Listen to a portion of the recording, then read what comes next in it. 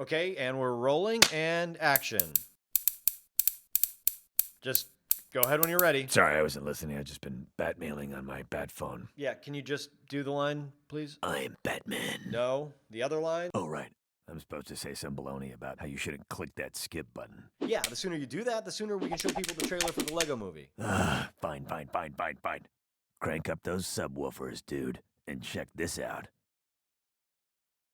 Welcome to Kermode Uncut, coming to you from Hollywood Boulevard. You may have seen there was a story on Box Office Mojo just recently. The story was posted on March the 18th. It said, as of Sunday, box office figures domestically here in the US had exceeded $2 billion. And this was a big deal because it meant that if those figures continued for the rest of the year, and incidentally there's no reason that they should, but if they did, it was possible that for the first time US domestic box office over the course of a year would exceed $12 billion, which means that cinema is in a very healthy state. People are paying money to go to the movies, and this is encouraging at a time when everyone's saying, well, digital downloads are ruining cinema and no one's going to the movies anymore, everyone's staying at home. Apparently not. Apparently we may be on course here in America for $12 billion domestic. Okay, so that's good news.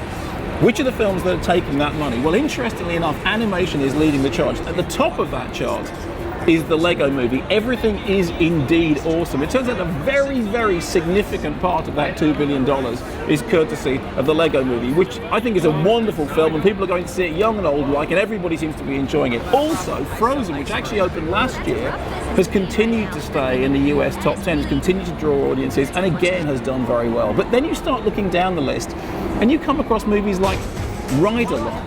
Now, Ride Along has been a huge hit here in America. It kind of came and went in the UK for very good reason. It's rubbish. I mean, there's very little to attract anyone. It's an action comedy that is neither action-packed nor funny.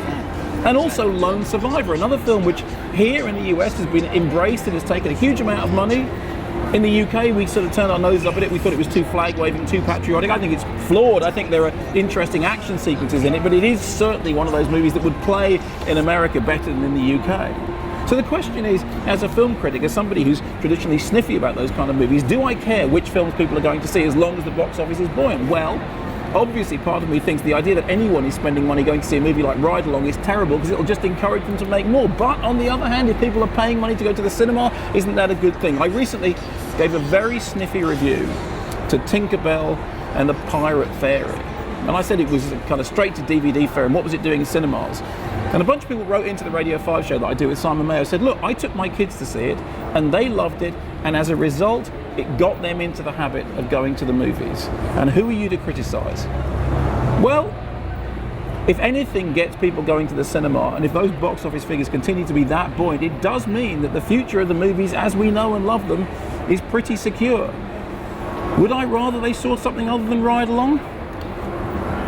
Of course I would.